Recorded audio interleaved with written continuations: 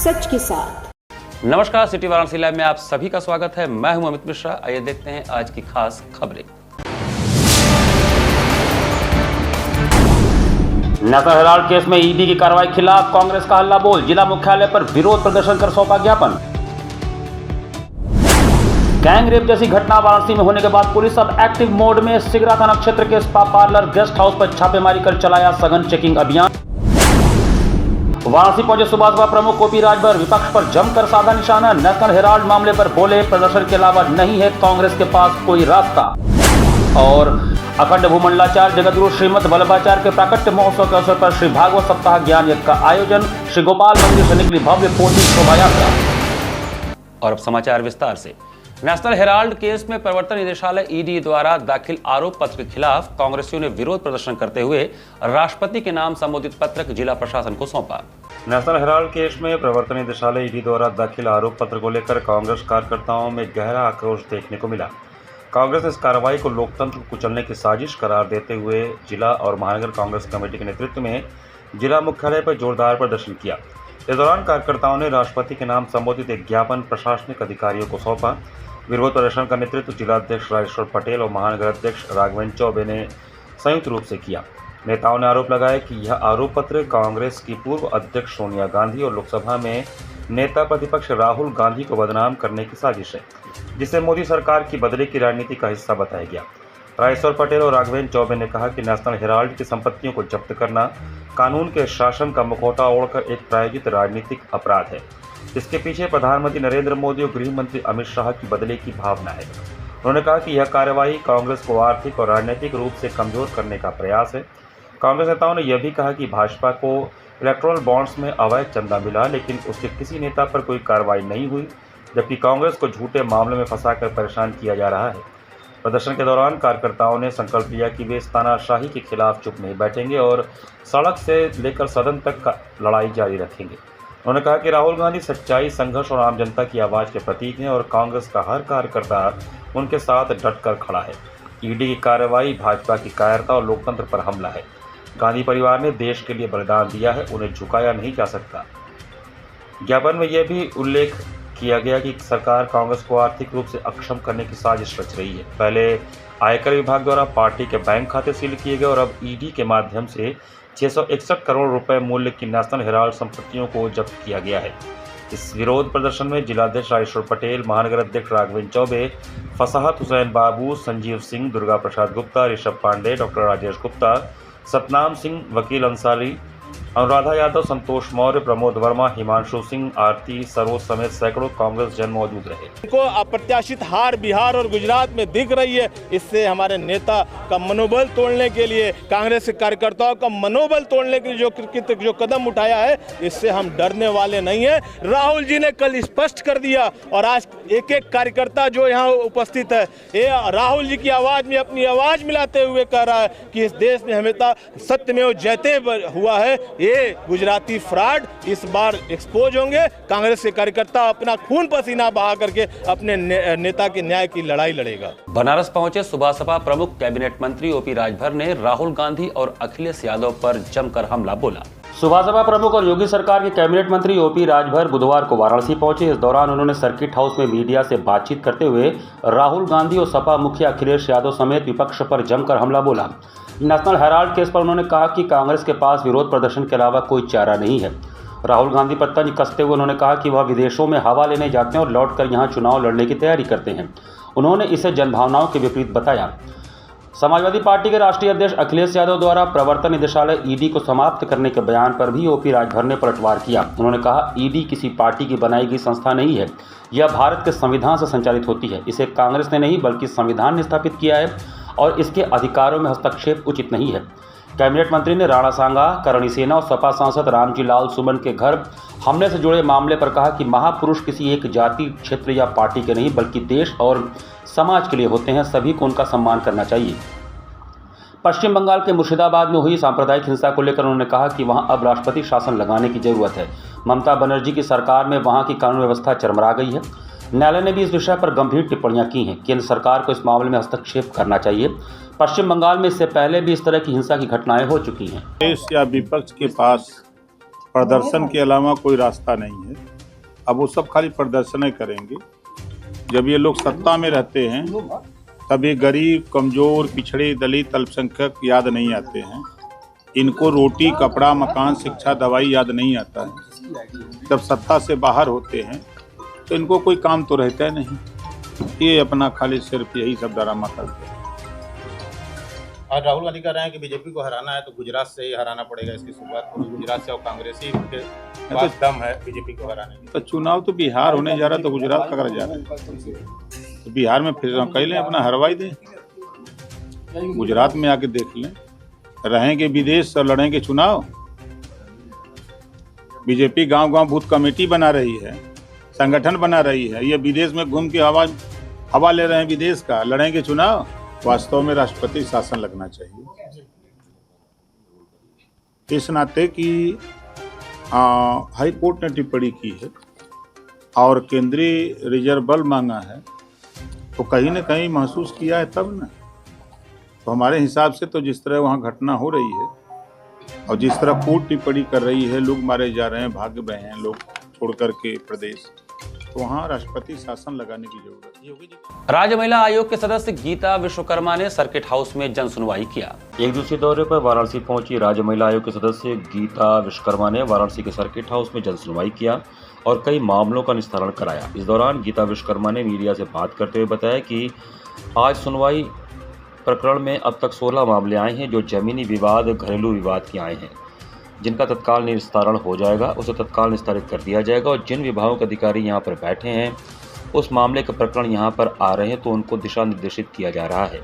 सही जांच के प्रकरण में पाए जाएंगे, उनके साथ न्याय किया जाएगा। वाराणसी कई थानों में महिलाओं के मामले में कम सुनवाई होती है। कई मामले ऐसे हैं जो थाने तक ही नहीं पहुँच पाते हैं, जो थाने तक पहुँचते हैं उनमें भी सुनवाई नहीं होती है। ऐसे मामलों को हमने निर्देशित किया है कि जल्द इसको निस्तारित किया जाए। अगर ऐसे मामले दोबारा आते हैं तो नोडल अधिकारियों के खिलाफ सख्त कार्रवाई की जाएगी। गीता विश्वकर्मा ने बताया कि वाराणसी में हुए गैंगरेप मामले में आरोपियों के खिलाफ कार्रवाई हुई है, जो बच्चे उनके खिलाफ भी पुलिस द्वारा कार्रवाई की जा रही है। आज के मामले में 16 प्रकरण आए, लगभग हर तरीके का मैटर यहाँ पे आ रहे हैं। कुछ जमीन के मामले हैं, कुछ डाइवोर्स के मामले हैं, कुछ मतलब किराएदारी के मामले हैं। जो तत्काल जो निस्तारण हो जाए उसको तत्काल के लिए मैंने बोला था, क्योंकि संबंधित अधिकारी भी यहाँ पे बैठे हुए हैं और हमारे साथ एसपी नोडल जो वुमेन क्राइम है वो भी बैठे हुए हैं। जो भी केस आ रहे हैं मैं ऑलरेडी हमारे जो नोडल ऑफिसर है वुमेन क्राइम सौंपती जा रही हूँ, क्योंकि जल्द ही उसका निस्तारण किया जाएगा। और मेरा पूरा प्रयास है कि जो भी केस आ रहे हैं उसको अच्छे तरीके से जांच किया जाए, जांच में किसी प्रकार का कोई मतलब गलती ना हो, ताकि किसी निर्दोष की भी उसमें सजा हो जाए। मेरा पूरा प्रयास है कि जो प्रकरण आ रहे हैं सही जांच हो और जांच के दौरान जो गलत पाए जाएंगे उसके खिलाफ कठोर कार्रवाई होगी। वाराणसी में गैंग रेप जैसी घटना के बाद पुलिस अब एक्टिव मोड में है। स्पा पार्लर्स और गेस्ट हाउसों में सघन चेकिंग अभियान चलाया जा रहा है। गैंगरेप जैसी घटनाएं वाराणसी में होने के बाद पुलिस अब एक्टिव मोड में दिख रही है। लगातार अब स्पा पार्लर, गेस्ट हाउस पर छापेमारी का सघन चेकिंग अभियान चल रहा है। वाराणसी के काशी जोन में स्पा पार्लर और गेस्ट हाउस पर डीसीपी काशी जोन गौरव वंशवाल के नेतृत्व में एसीबी चेतगंज सहित कई थानों की फोर्स के साथ स्पा पार्लर और गेस्ट हाउस में सघन चेकिंग अभियान चलाया गया। मीडिया से बात करते हुए डीसीपी ने बताया कि पुलिस को सूचना मिली कि उस जगह अवैध तरीके से स्पा पार्लर और सेक्स रैकेट चल रहे हैं। उसी को देखते हुए हम लोगों ने आज सभी जगह चेकिंग अभियान चलाया। गैंगरेप जैसी घटना होने के बाद ऐसी घटना दोबारा न हो, इसको देखते हुए सभी जगह चेकिंग अभियान चल रहा है। हालांकि अभी तक चेकिंग अभियान में कुछ भी नहीं मिला है। जैसे चेकिंग अभियान के अंतर्गत कहीं पर भी कुछ मिलेगा तो विधिक कार्रवाई की जाएगी। ये सभी इनको देखते हुए कि आगे भी ऐसी कोई घटना ना हो जिसमें बिना किसी सूचना के लोकल स्थानीय उस पर ना पता हो, और जो होटल संचालक है और जो लॉज संचालक है ये बिना किसी आईडी प्रूफ के कुछ ही घंटों के लिए मात्र जो कमरे दे दिया करते हैं, इन सभी पे कार्रवाई की जा रही है, सभी पे निगरानी की जा रही है। कितने स्पा सेंटरों और होटलों पर छापेमारी की जाएगी?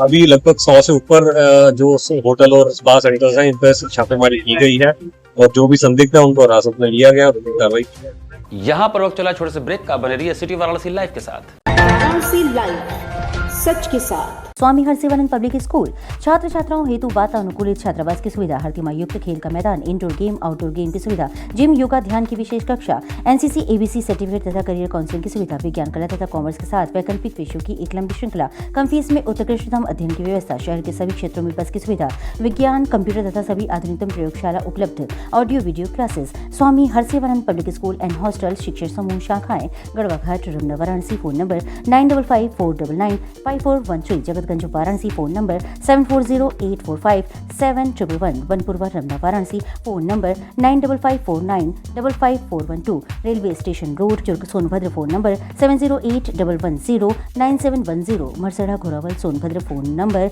954963199495 एवं स्वामी हरसिवानंद महाविद्यालय, Churk, Sonbhadra. Phone number 7081109711।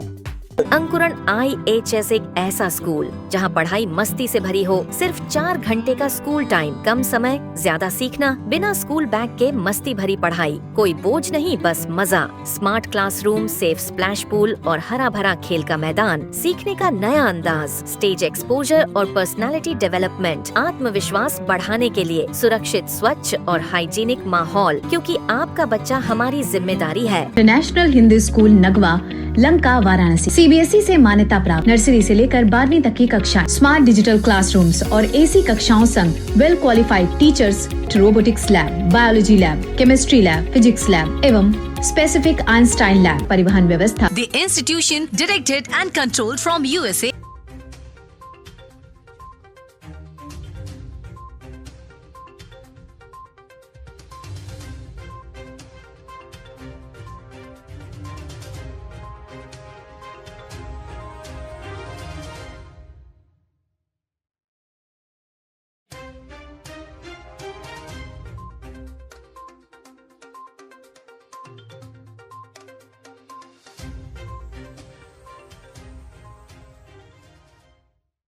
A bright future starts with the right education.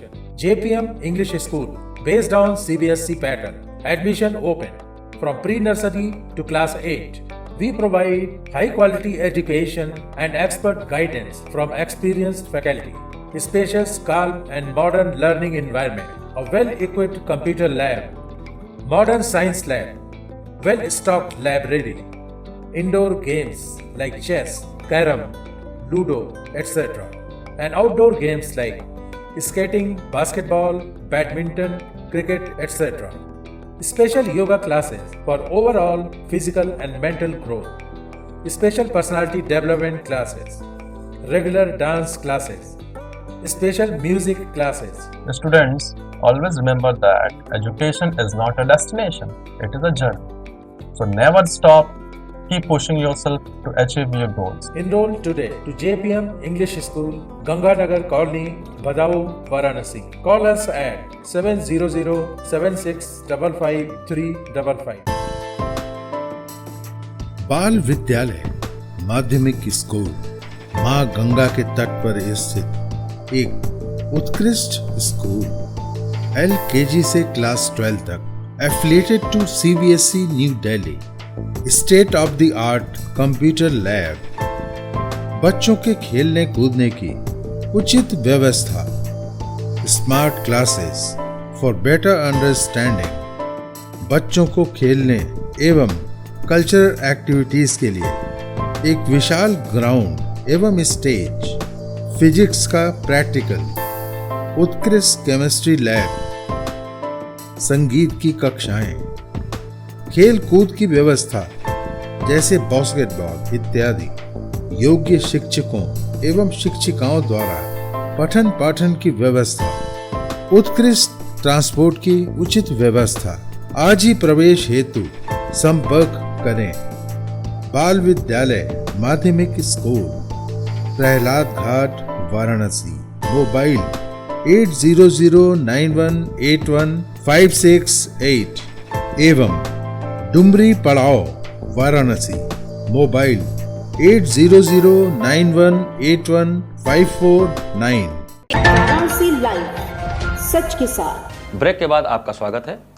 बुधवार को अखंड भूमंडलाचार्य जगतगुरु श्रीमद वल्लभाचार्य प्राकट्य महोत्सव के अवसर पर श्री गोपाल मंदिर में श्रीमद भागवत कथा का शुभारंभ हुआ। अखंड भूमंडलाचार्य जगतगुरु श्रीमद वल्लभाचार्य प्राकट्य महोत्सव के अवसर पर षष्ठ पीठ श्री गोपाल मंदिर के प्रांगण में बुधवार से श्रीमद भागवत कथा शुरू हुआ। इसके पूर्व प्रातःकाल भव्य भागवत पोथी जी शोभा यात्रा षष्ठ पीठ युवराज प्रियंदु बाबा के सानिध्य में निकली, जो मंदिर परिसर से ग्वालदास, साहू लेन, सोरा कुआं, ठटेरी बाजार, जौहरी बाजार, चौखंबा होते हुए पुनः मंदिर में पहुंचकर समाप्त हुआ। इस शोभा यात्रा में ग्वालियर से पधारे कथा व्यास सतीश कुमार शर्मा सभी वैष्णव जनों के साथ कीर्तन करते हुए चल रहे थे।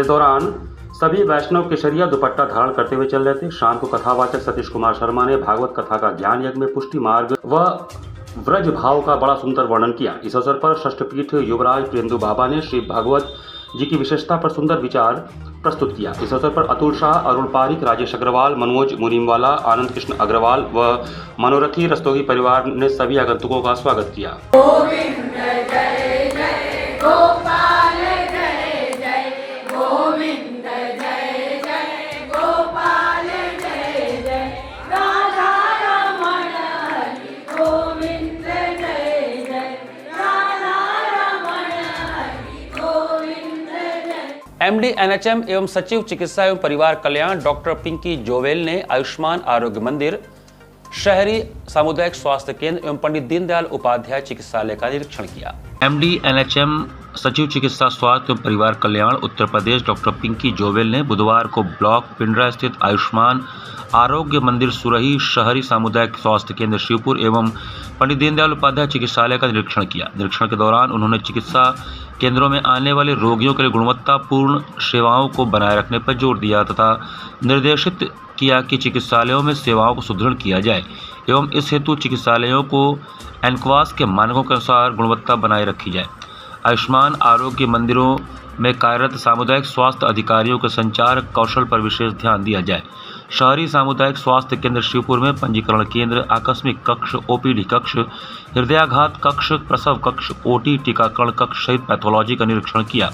निरीक्षण के दौरान रोगियों की सहायता हेतु आयुष्मान भारत डिजिटल मिशन के तहत बनाए जा रहे पर्चे के लिए विभिन्न स्थानों पर QR कोड लगाने का निर्देश दिया। उन्होंने चिकित्सालय को उत्कर्ष वेलफेयर फाउंडेशन द्वारा CSR फंड से उपलब्ध कराए गए विभिन्न चिकित्सकीय उपकरणों को हस्तांतरित किया एवं परिसर में पौधारोपण भी किया। पंडित दीनदयाल उपाध्याय चिकित्सालय में पंजीकरण counter, NCD clinic, Ayushman Bharat Jan Arogya Yojana counter, आकस्मिक कक्ष सहित महिला चिकित्सालय का निरीक्षण किया। चिकित्सालय में दी जा रही सेवाओं पर संतोष व्यक्त करते हुए सेवाओं को अनवरत बनाए रखने के निर्देश दिए। मुख्य चिकित्सा अधीक्षक डॉक्टर ब्रिजेश कुमार की मांग पर चिकित्सालय में sick newborn care unit SNCU स्वीकृत किए जाने का आश्वासन दिया। इसके साथ ही चिकित्सालय में क्रिटिकल केयर यूनिट भी बनवाए जाने के संबंध में जानकारी दी। इस दौरान उन्होंने शहरी CSC सारनाथ एवं शिवपुर को प्रथम संदर्भन इकाई FRU में परिवर्तित करने हेतु जानकारी दी। उन्होंने कहा कि दोनों सामुदायिक स्वास्थ्य केंद्रों को FRU बनाने से चिकित्सकीय सेवाओं को विस्तारित किया जा सकेगा। समीक्षा के दौरान उन्होंने आयुष्मान आरोग्य मंदिर की प्रभावी क्रियाशीलता, CHO अटेंडेंस ऐप के माध्यम से नियमित अटेंडेंस दर्ज कराना, DVDML पोर्टल के माध्यम से नियमित रूप से दवाइयों का इंडेंट किया जाना, नियमित OPT टेली कंसल्टेंट्स की सुविधा, स्क्रीनिंग, निर्धारित जांच सुनिश्चित किए जाने पर जोर दिया। विभिन्न स्वास्थ्य इकाइयों में EDL के मानक के अनुसार दवाइयों की उपलब्धता, नियमित एवं पूर्ण जन्म मृत्यु का पंजीकरण, नियमित टीकाकरण, एनक्वास के अंतर्गत अधिक से अधिक स्वास्थ्य इकाइयों को प्रमाणित कराया जाना, शहरी आयुष्मान आरोग्य मंदिरों की वास्तविक क्रियाशीलता पर बल दिया।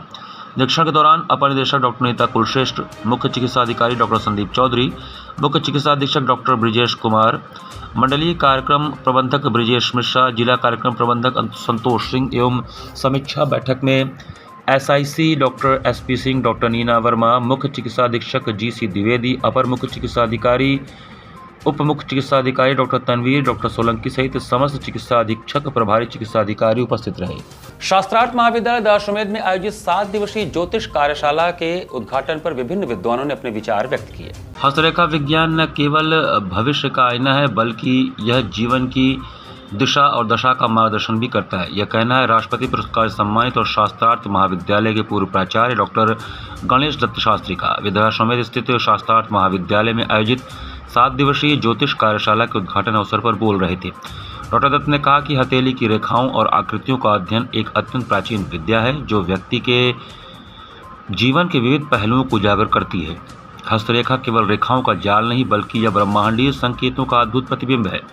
उन्होंने कहा, कार्यक्रम के विशेष अतिथि काशी पंडित सभा के मंत्री डॉक्टर विनोद राव पाठक ने हस्तरेखा को ज्योतिष शास्त्र का वैज्ञानिक आधार बताया। उन्होंने कहा कि यह विद्या हमारे पुरातन ज्ञान का हिस्सा है जो हजारों वर्षों से मानव जीवन का मार्गदर्शन करती आ रही है। अध्यक्षता कर रहे व्याकरण शास्त्र के विद्वान डॉक्टर शेष नारायण मिश्र ने अपने वक्तव्य में कहा कि भाग्य, प्रेम, विवाह और संतान जैसे विषयों की जानकारी हस्तरेखा के माध्यम से सरलता से प्राप्त की जा सकती है।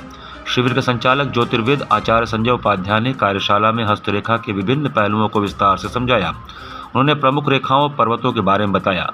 जीवन रेखा स्वास्थ्य और आयु का संकेत, मस्तिष्क रेखा मानसिक क्षमता और विचारों की स्पष्टता का द्योतक, हृदय रेखा प्रेम, भावना और संबंधों की गहराई और भाग्य रेखा कैरियर और सफलता की दिशा दिखाती है।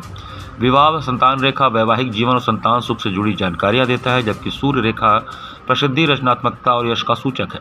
शुक्र, शनि व मंगल पर्वत व्यक्तित्व, ऊर्जा, सौंदर्य और सामर्थ्य की झलक देती हैं। उन्होंने यह भी बताया कि रेखाओं के साथ साथ हथेली पर स्थित पर्वतों और चिन्हों का भी विश्लेषण किया जाता है। ये मिलकर व्यक्ति के जीवन में आने वाली संभावनाओं और चुनौतियों का संकेत देते हैं। कार्यक्रम के संयोजक व महाविद्यालय के प्राचार्य डॉक्टर पवन कुमार शुक्ला ने कहा कि हस्तरेखा एक जटिल विज्ञान है जिसमें अनुभव और अध्ययन दोनों ही आवश्यक होते हैं। यह कार्यशाला छात्रों के साथ साथ आम गृहस्थों के लिए भी उपयोगी है जो अपने जीवन के बारे में अधिक जानना चाहते हैं। कार्यक्रम में डॉक्टर सारनाथ पांडे, विकास दीक्षित, अशोक कुमार और डॉक्टर आमोद दत्त शास्त्री सहित कई विद्वान उपस्थित रहे। एक सप्ताह के लिए जो है हस्तरेखा का शिविर चलाया जा रहा है। इसके पहले भी जन्म कुंडली के बारे में और पंचांग के विषय में एक शिविर चलाया गया था और हमारे विद्यालय के प्रधानाचार्य जी माननीय श्री पवन कुमार जी शुक्ल जी प्रत्येक जो है विषयों का शिविर चलवाते रहते हैं। संस्कृत संभाषण का भी शिविर चलता है। संस्कृत में उन्होंने क्रिकेट कमेंट्री भी करवाई थी। तो इस प्रकार विद्यार्थियों के बौद्धिक विकास के लिए समय समय पर कोई न कोई कार्यक्रम होता रहता है। तो इस बार वह हस्तरेखा का प्रशिक्षण दिया जा रहा है। बताएगा सिद्धपीठ श्री बड़ी शीतला माता धाम में 5 दिवसीय श्री शीतला महोत्सव का भव्य समापन हुआ। दशाश्वमेध घाट स्थित सिद्धपीठ श्री बड़ी शीतला माता माई धाम में 5 दिवसीय शीतला महोत्सव की 5वीं अंतिम निशा में मंगलवार को माता शीतला का भव्य श्रृंगार गायन वादन नृत्य के साथ मनाया गया। माता शीतला को पंचामृत स्नान कराकर षोडशोपचार विधि से पूजन पंडित महंत शिव प्रसाद पांडे, पंडित पुरुषोत्तम पांडे ने किया। माता की आरती पंडित अविनाश पांडे ने उतारी। भाजपा संस्कृति प्रकोष्ठ के संयोजक गीतकार कन्हैया दुबे केडली के संयोजन व संचालन में गायन वादन नृत्य का आयोजन हुआ। दिलीप शंकर व साथी कलाकारों ने शहनाई से राष्ट्रीय की धुन को बजाते हुए चैती पचरा बजाकर शुभारंभ किया। गणेश व मोहनलाल ने शहनाई दुक्कड़ पर, राजेंद्र और तबला पर राजेश ने सहयोग किया। आकाशवाणी वाराणसी के उप निदेशक और आकाशवाणी के कलाकार राजेश गौतम ने अपने बांसुरी से राग यमन में आलाप, जोड़, झाला, ठुमरी की धुन बजाकर सभी का मन मोह लिया। तबले पर डॉक्टर शिवांशु गौतम ने सहयोग किया। शिप्रा घोष, मनश्वी गुप्ता, धनश्री अनवी ने शिव स्तुति पर आधारित नागेंद्र हाराय श्लोक पर कथक नृत्य प्रस्तुत किया। अदिति शर्मा व सिद्धि कस्तूरी ने गणपति की आराधना करते हुए जय जय गणेश गजानन और महिषासुर मर्दिनी पर भाव नृत्य की प्रस्तुति कर अपनी हाजिरी लगाई। भोजपुरी सम्राट भरत शर्मा व्यास ने अपनी पक्की गायकी का परिचय देते हुए देवी गीतों की झड़ी लगाते हुए शीतला मैया काशी वाली, निमिया के डारी मैया, लाले रंग मंदिर बा लाले रंग झंडवा, काली माई बाड़ी मोरा गांव सहित अनेक देवी गीत सुनाकर अपनी हाजिरी लगाई। विकास मिश्रा, अंशिका सिंह, सरस्वती कृष्णमूर्ति, अवधेश पाठक, गोरखपुर के भजन सम्राट नंदो मिश्रा ने देर रात्रि गणेश स्तुति से अपने भजनों का शुभारंभ कर हनुमान चालीसा से विराम दिया। नंदो मिश्रा ने गणपति राखो मेरी लाज सहित अनेक देवी गीतों से हाजिरी लगाई। अन्य कलाकारों में बक्सर के विनय मिश्रा, सुल्तानपुर के राजेश तिवारी, रत्न प्रयागराज के अरुण सिंह, जय पांडे ने देर रात्रि तक अपनी हाजिरी लगाई। कलाकारों को चुनरी, प्रसाद, आकर्षक टोपी और माला देकर डॉक्टर मनीष पांडे, पंडित कमलेश पांडे, पंडित राजेश तिवारी, अभय पांडे, पंडित सुनील शर्मा, पंडित विजय कृष्णा मिश्रा ने स्वागत किया। कार्यक्रम देर रात्रि तक चलता रहा।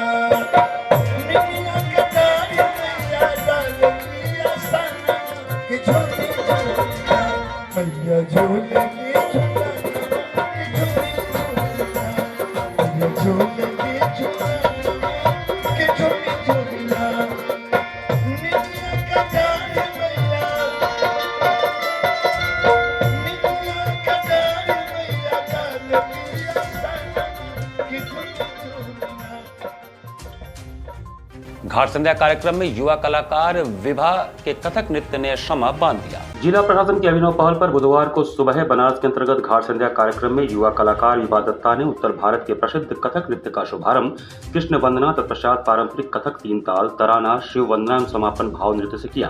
कलाकार ने पद, लय, ताल, अंग संचालन एवं घुंघरुओं के झनकार के माध्यम से दर्शकों के हृदय को हृदयग्राही स्पंदन की अनुभूति कराई। कलाकार को प्रमाण पत्र एवं आशीर्वचन सुजाता भट्टाचार्य ने प्रदान किया। कार्यक्रम का संयोजन सुबह बनारस के सचिव एवं संस्थापक डॉक्टर रत्नेश वर्मा ने किया है। कार्यक्रम का सफल संचालन सीमा केशरी ने किया। इस अवसर पर भारी संख्या में दर्शकगण उपस्थित रहे।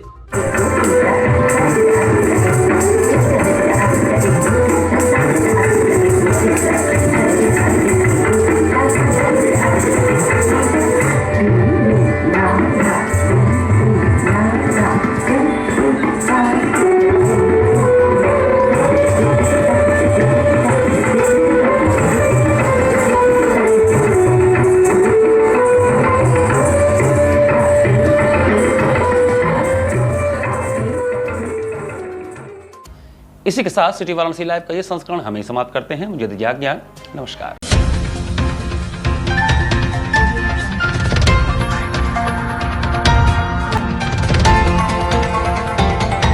वाराणसी लाइव, सच के साथ।